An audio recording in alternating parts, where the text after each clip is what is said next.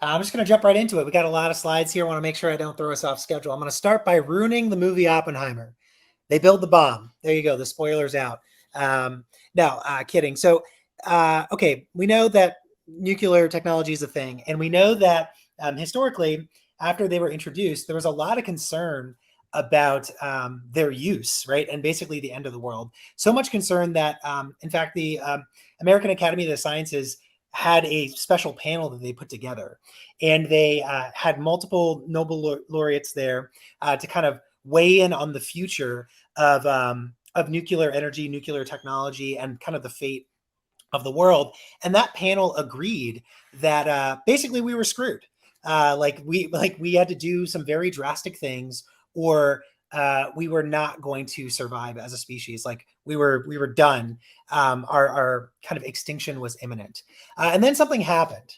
Um, the train of history hit a curve. This is quoting from a book called Super Forecasters.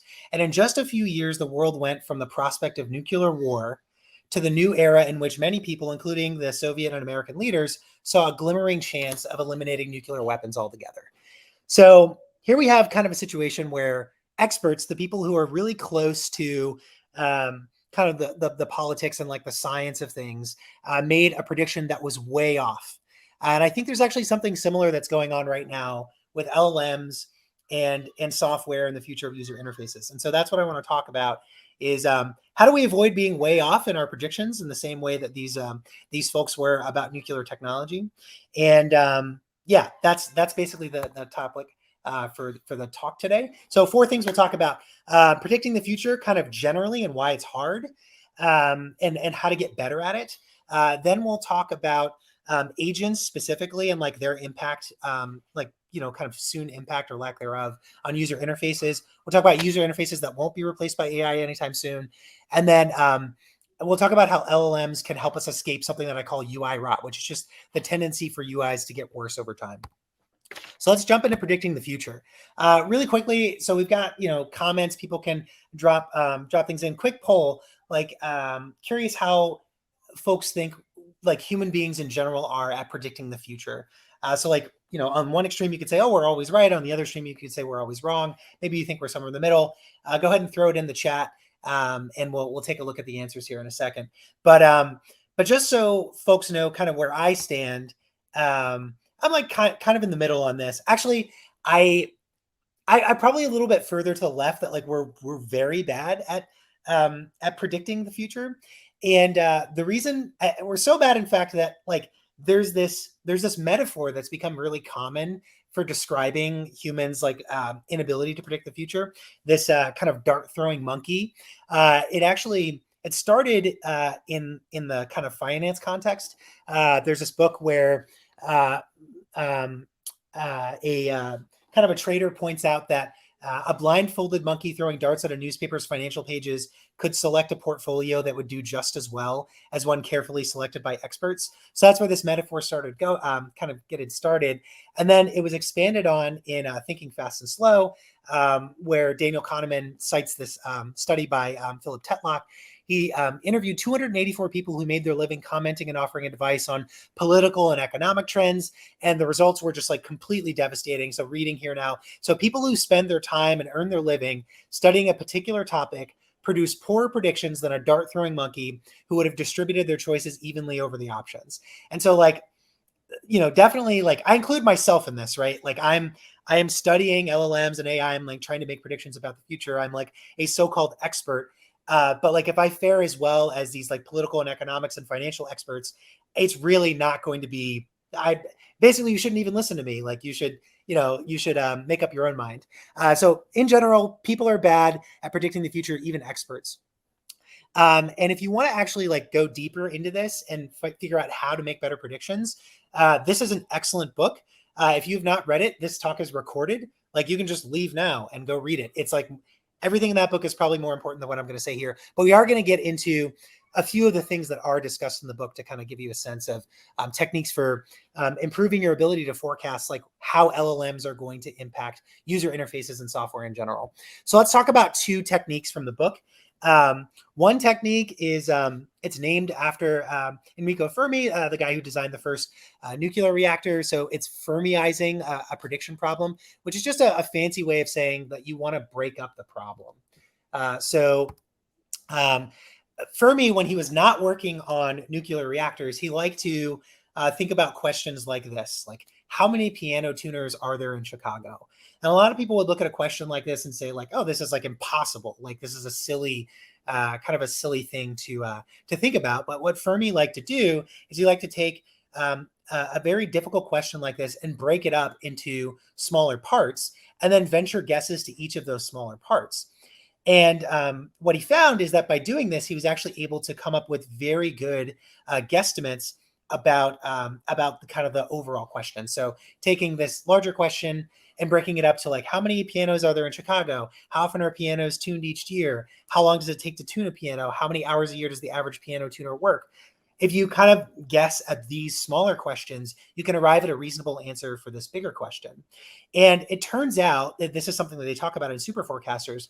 But empirically, if you look at people who are good at forecasting and people who are not so good at forecasting, these super forecasters, those who are talented at it, are actually good at Fermiizing a forecasting problem, breaking it up into smaller pieces, and then venturing guesses at those smaller pieces and combining them into a reasonable answer for the whole. And so that's something that we can do as we think about the future user interfaces with LLMs. And it's actually something we are going to do later in the presentation, but just wanted to get that technique out there. One fun board game actually for practicing Fermiizing is Wits and Wagers. If folks haven't played this, it's basically a bunch of questions like the how many piano tuners are in Chicago, but you're competing against other players to come up with the best guesstimate. And in some cases, you can see what they guess, and you can bet on which guesses are the best. But it's a great way to kind of practice your Fermiizing and like sharpen your forecasting ability. Okay, so that's one technique that I wanted to talk about. Another one is actually measuring the quality of your forecasts. So this is something that that meteorologists do all the time. They use something called a Breyer score to calculate, how good their forecasts are. So here's what that would look like applied to like kind of predicting LLM capabilities and like their impact on user interfaces. Let's say you had a prediction. You could say something like, I'm 80% confident that LLMs won't match a standard calculator's performance in the next 3 months. Like this is actually true for me. Like I don't think LLMs can do some math, but there are like weird cases where it kind of falls off. And so a standard calculator is just like a better bet in a lot of instances. And so when you make a prediction like this, you're supposed to assign like a probability score, like how confident are you that you're correct about this? And then once you've done that, you can actually calculate once you've made the prediction and then either the prediction happens or doesn't happen, you can actually calculate, it's basically the squared error between your probability estimate and whether it happened. So supposing that LLMs do match a standard calculator's performance in the next 3 months, then in that case, my standard error would be 0.04. So it's 1 because the event happened minus 0.80, and you just square that. So that's a lower squared error than if an LLM actually does match a standard calculator's performance. So then it's the 0, I'm wrong, and I subtract the 80 and square that. Now my squared error is 0.64. So the Breyer score here is basically an average of these kinds of squared error predictions, or the mean squared error. And obviously lower is better. And something really interesting happens when you actually do this. Basically, you put yourself in a position where you have deliberate practice at actually making predictions, and you don't really give yourself wiggle room. Like you can make up, a lot of times people will make a prediction, and this actually happened in the case of the kind of nuclear warriors panel that I mentioned at the outset. They made some predictions, and then they turned out they were wrong, and then they kind of like rationalize their predictions like, oh, well, I wasn't really that confident. So by writing down your predictions, you have the deliberate practice. You can't really weasel out of your actual prediction. And then even more exciting, though, is you can actually start to plot these things over time. So you can plot your predictions over time and see like how well calibrated you are to the predictions that you're making and the kind of phenomena that you're tracking. And then another interesting thing that you can do is you can actually start to track other people's predictions. So like Sam Altman and Gary Marcus are two folks that are very influential in the AI space. And you can compare your Breyer scores versus theirs and see like, whether you're doing better or worse. Maybe there are certain AI influencers or experts that you don't want to listen to anymore because you realize that they're kind of like a dart throwing monkey or worse. And so Briar scores are really interesting because they enable this kind of measurement and just give you a framework for really assessing the value of your predictions and others' predictions around you. Okay, so those are just some high level comments on predicting the future. And if anybody wants to like do some Briar score stuff about LLMs and UI and AI, like hit me up afterward. I'd love to, make some predictions, put some Briar scores to it, see who's doing the best. So those are just some high level comments on predicting the future that I think are useful for us right now, given all that's going on with LLMs. Let's actually get into kind of like object level stuff now about how I think LLMs will impact user interfaces, with the caveat that I am barely an expert, and my prediction may be as good as a dart throwing monkey. So the first thing I'll say is like the kind of biggest threat to user interfaces right now is agents. And there's a lot of excitement about agents right now.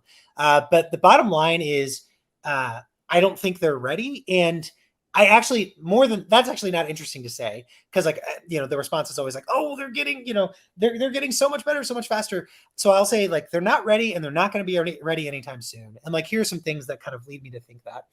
So here's like a nice, this is just a nice tweet that I ran across a while back with somebody who's actually just like, hype aside, they're not selling anything. They're playing around with agents, and they just posted their experience on Twitter. So the two key sentences are highlighted in red, but basically they say they've been playing around with agents for the past 3 months.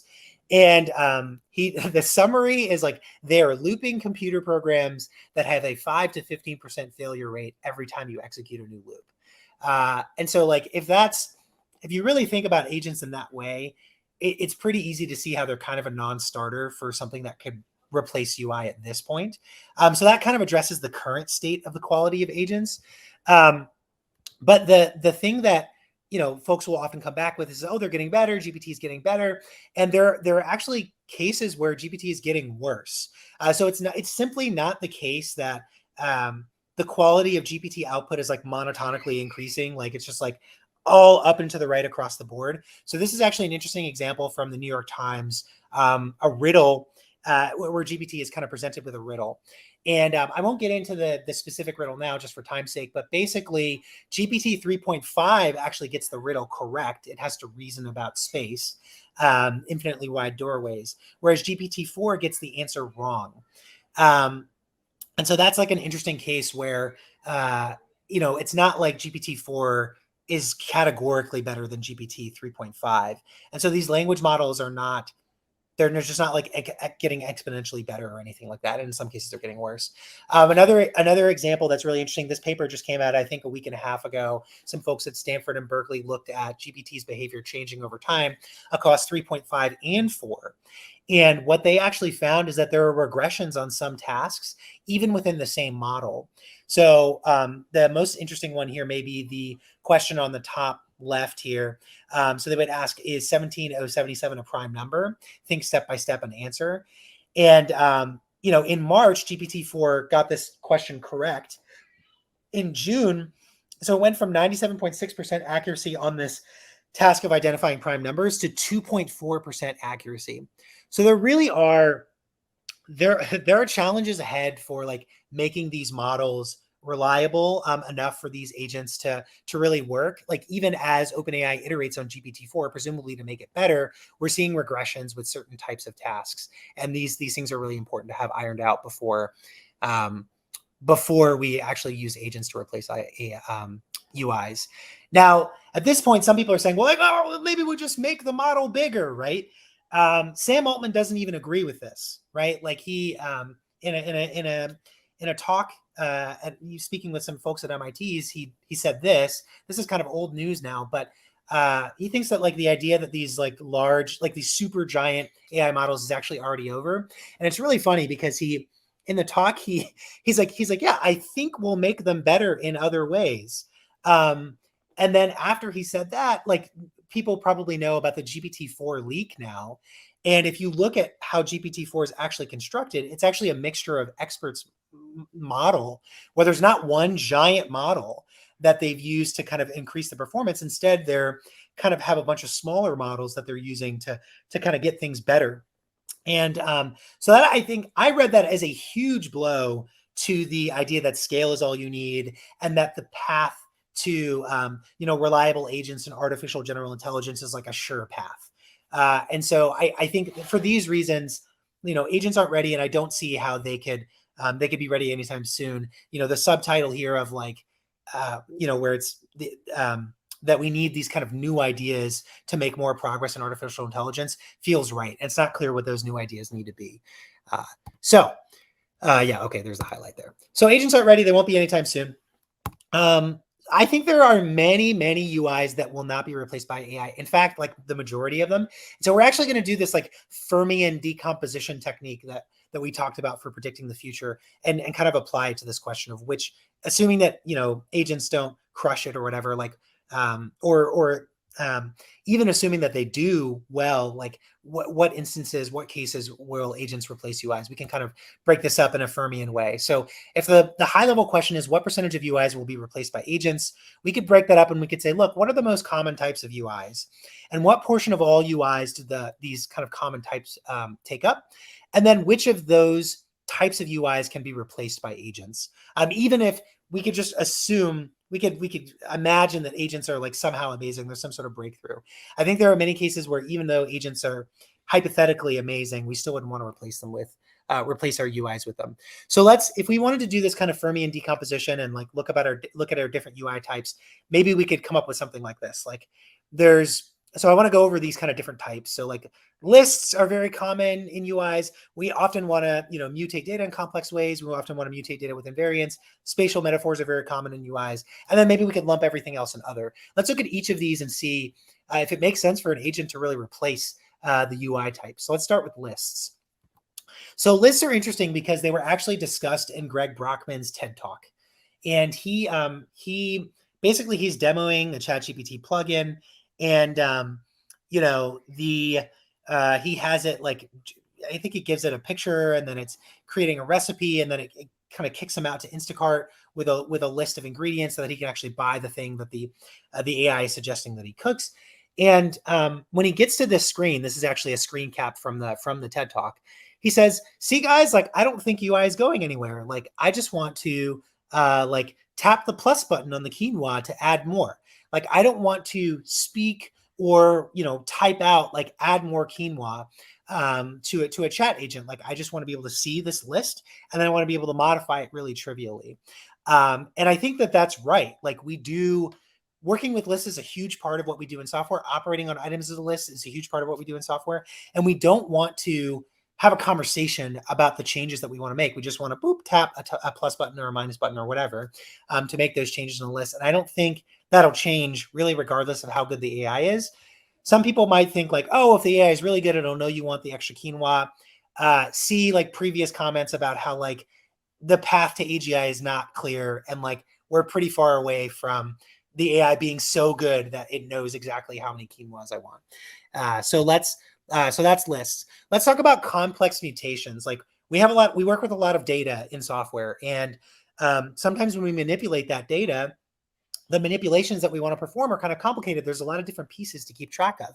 A really great example of this is it's like an accidental example. So this is a video of the CTO of HubSpot, and he's demonstrating a new chatbot that they're building into HubSpot. And you'll see, let's just watch this really quickly. You'll see what happens.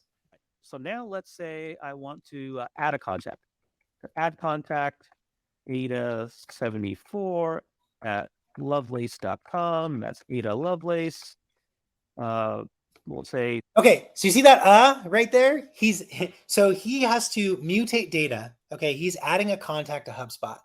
And when you add a contact to HubSpot or many other pieces of software, when you add a piece of data, there's a lot of fields. There's a lot of different things that you can do when you change that data or add a piece of data. And he has to try and hold all of those things in his head as he's communicating with this like ChatGPT like interface. And that's why he's like, that's like a very sure sign that you basically need something like a user interface to interact with. You don't really want a chat-based interface or like an agent to do this. you need a visual representation of what's possible as you change the data so that you can keep it all in your head.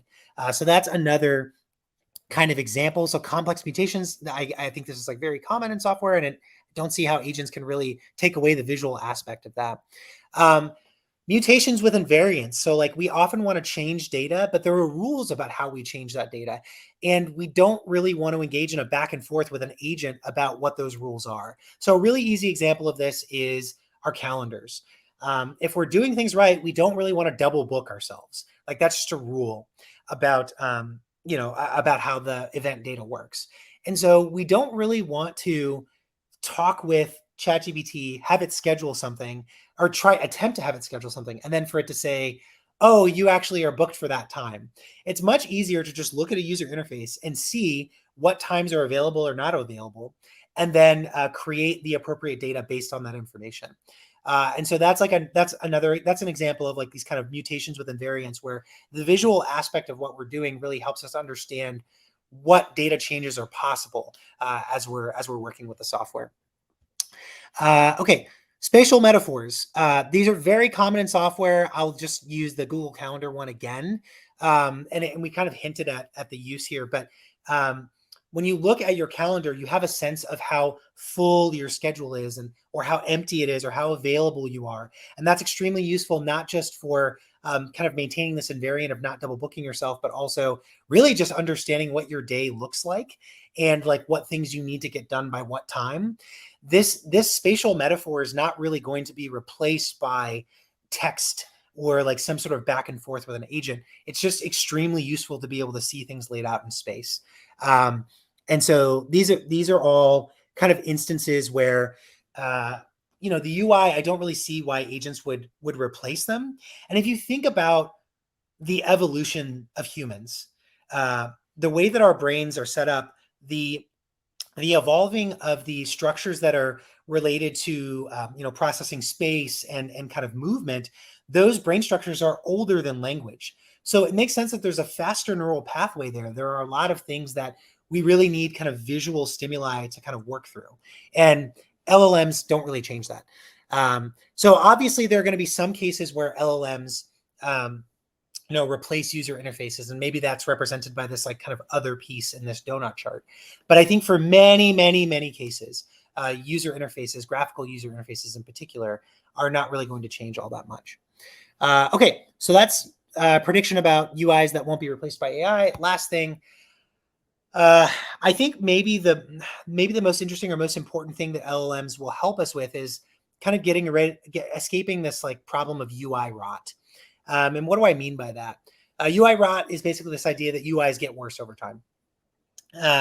And so like an easy example of this is, let's just think about Twitter. So this is like an early Twitter UI.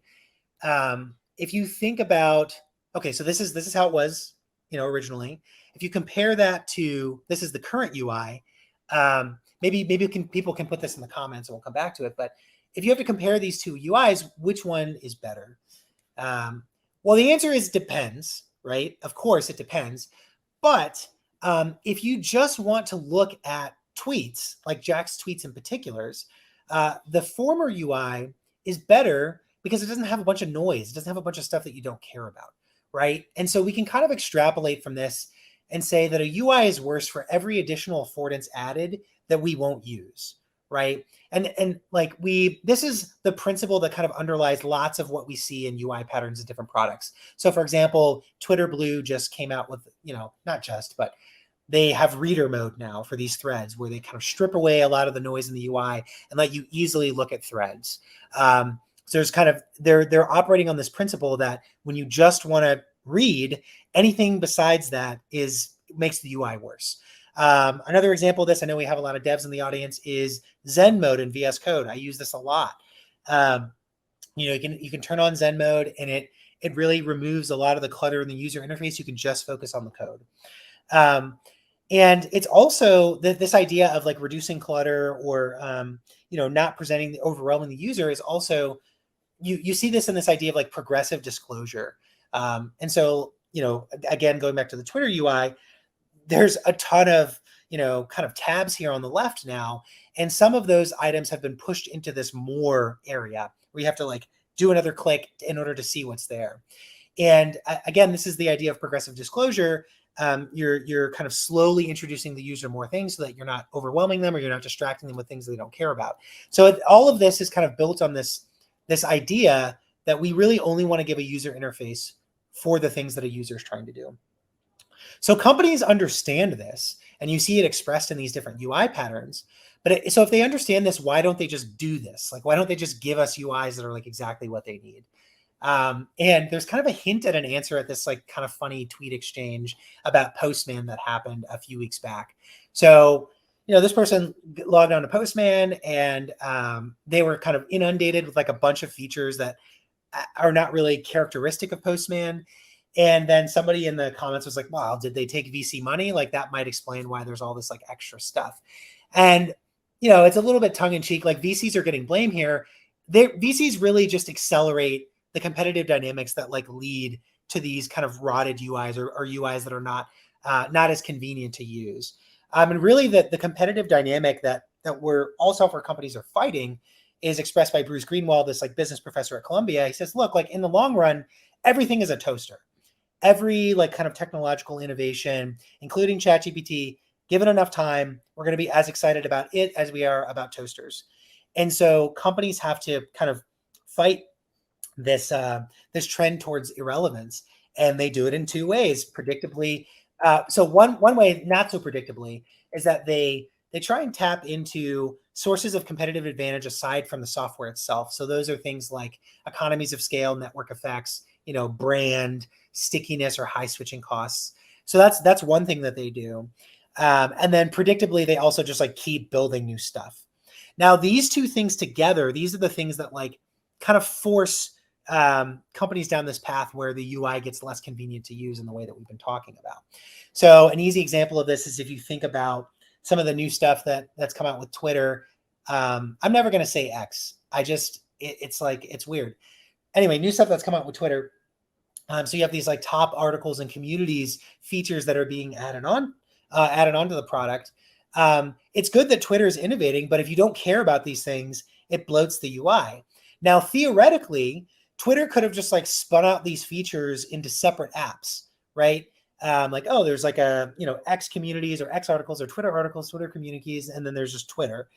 They could have done this, and like it actually might have been a better UI, or maybe it would have been better if they like stuck it behind the more button. But they won't do this because they want to sell us on these new features. Like they basically want to spam us, right? And they're doing this because they need to leverage the distribution that they currently have, the network effects and everything.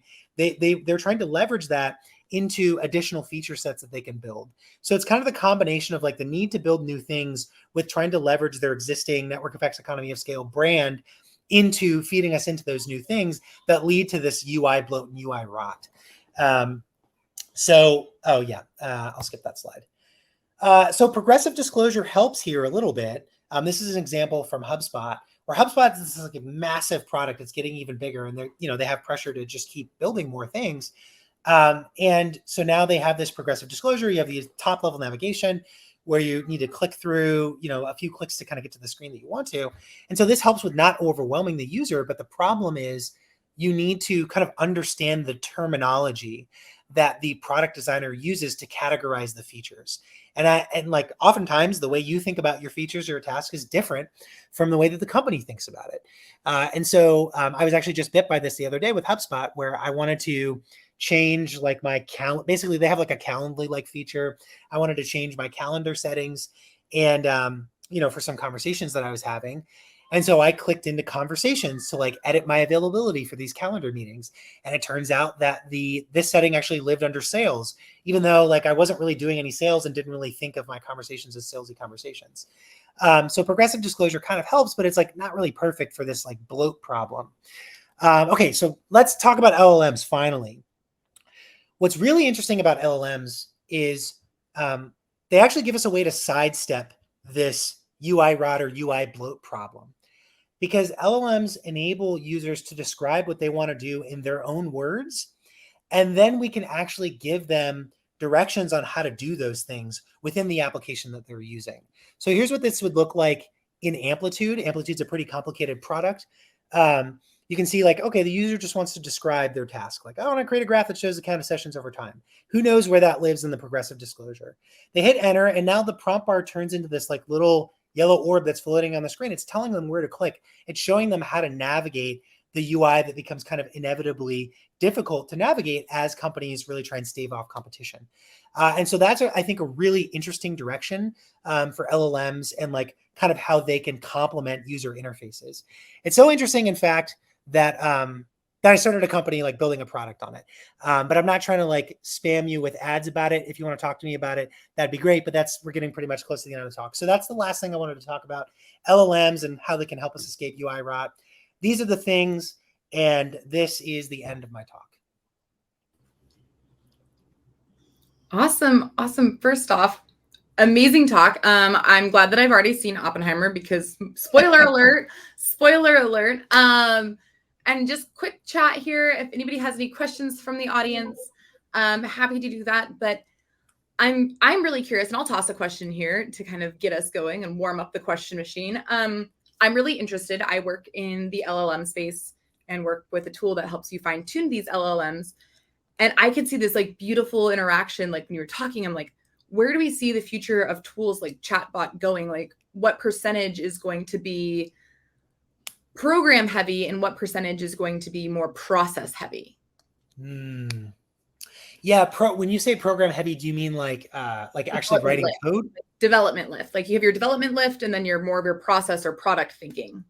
Oh, I see. And then the percentage split there is with respect to like building products or using user interfaces, or yeah, like building the end products. So I wanted to launch a new chatbot for my super cool company, dog beds, custom high-end dog beds. Sure. And so you're wondering, like in that case, like if you're working on something like that, how much of it is going to be, you know, developer, like heavy lift kind of programming versus like kind of process oriented? That's a good question. I mean, I have not thought a lot about, I haven't thought a lot about like the kind of replacing coders thing. I mean, you know, a lot of this is really, I've spent a lot of time thinking about user interfaces. I think I don't know. I don't have a good answer. And like, I think like in the spirit of the talk of like how experts are full of it, like we would all be better if like experts just said like, I don't know. And I think I will say that. I don't really know. I think it's an interesting question. That's a good one. I do appreciate that. I went to a talk last week, actually, Brooke Jamison, they mentioned that tech people shouldn't name things because they somehow make everything more confusing in the way that they name things. And so I appreciate this theme I've encountered. 2 more questions from the audience here. So this first question coming up directly from the chat from, let's see, from Brendan. Fascinating. How do you think LLMs are doing at data visualizations? Can they replace dashboard UIs? Okay, so I'm not going to answer that because we have a speaker who is like so well positioned to answer it. Like he's going to give an answer way better than me. His name is Zach. He's the CEO of Zing Data. The panel that he's not speaking on a panel, but he's speaking on he has a talk later today where he'll address that. So check that out. Like they've spent a lot of time on data visualization, querying data with LLMs, and so he's the one you want to talk to. Yeah. Well, first off, sneak peek. Guess you have to stay tuned there, Brendan. And last question from the audience here. In the spirit of keeping your predictions honest, what confidence level do you give your pessimism of AI replacing those classes of UI? Example, like lists, modifications, so on and so forth. And I say as someone who uses this when I'm stuck in my own front-end development, Copilot is my savior. Yeah, good question. I think so. I'm going to give a number. It's going to be like a little weird because this is actually another property of people who are good at forecasting. They don't do like 80%. They do like 84 or like 87. Like they're like very nuanced in their predictions. So I'm apologizing for like my like 86% is how confident I am in that. Hopefully my investors are okay with that level of confidence.